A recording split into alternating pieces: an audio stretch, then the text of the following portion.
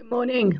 Friday, the 18th of December, just 1 week from Christmas Day. And next week, Christmas week, there won't be these early morning reflections simply because on Tuesday, the 22nd, in the tea time at about 6 o'clock, I think probably it'll come up, there'll be the candlelit carol service here on the website, and then on Christmas Eve at 6:30 there will be the online service of choir music and readings for Christmas Eve, and at 10:30 on Christmas Day, on Friday, there'll be an online morning service and also a service in church, but it's essential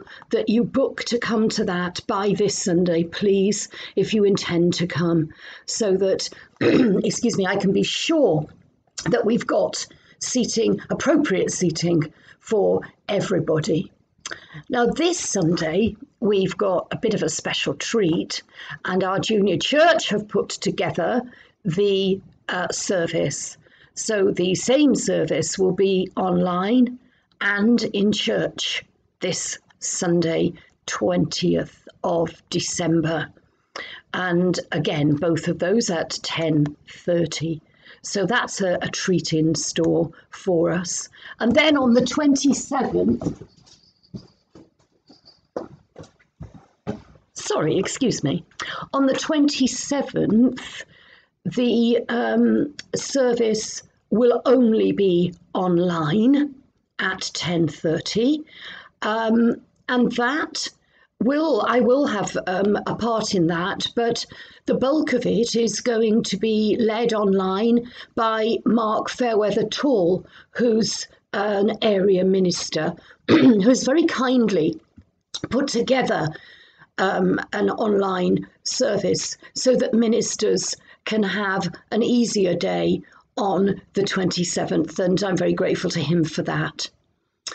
Now, talking about having easier days, how many of us have been pushing to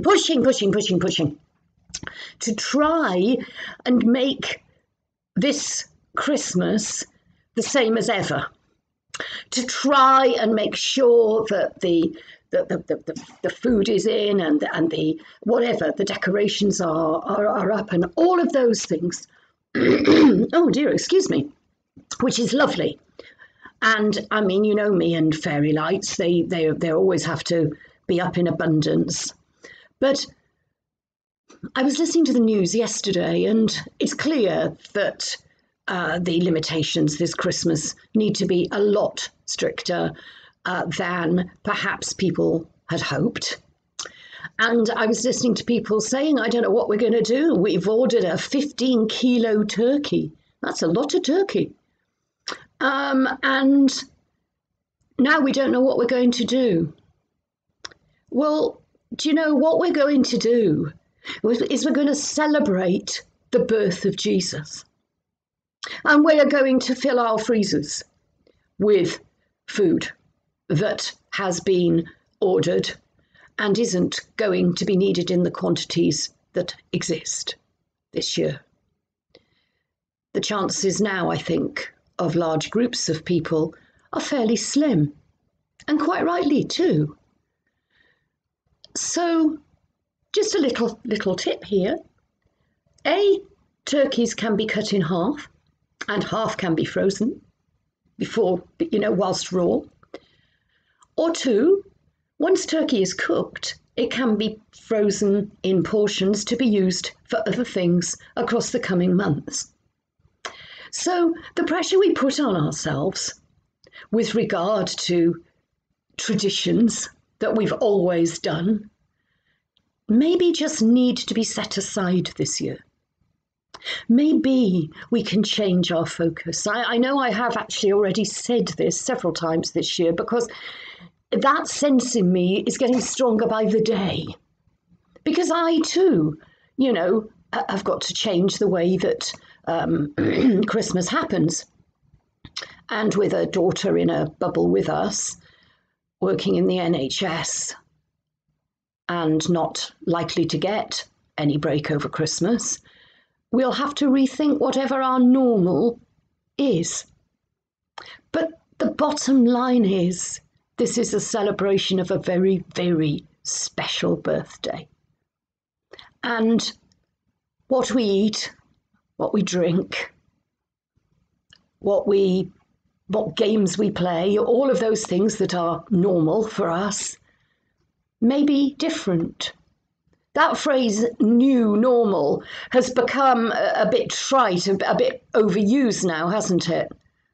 But it would be great if on the back of this Christmas we learned something. I would love to think that I could learn to temper my over-exuberance in terms of all sorts of things, including shed loads of food this year, and maybe hold fast to those principles in future. And I pray at this time for all of you who are feeling disappointed because you're not going to be able to meet with family or friends as you'd hoped. I pray for our NHS workers who are now officially overwhelmed. I pray for carers and for all of our essential workers as they get pushed aside and barged into as people panic. I hold all of these before God now in this moment and pray for peace and for the light to enable hope to flourish. And so whilst I will see you probably more than you want to see me next week, I wish you a very, very happy Christmas, a very peaceful and prayer-filled final week up to Christmas Day. God bless.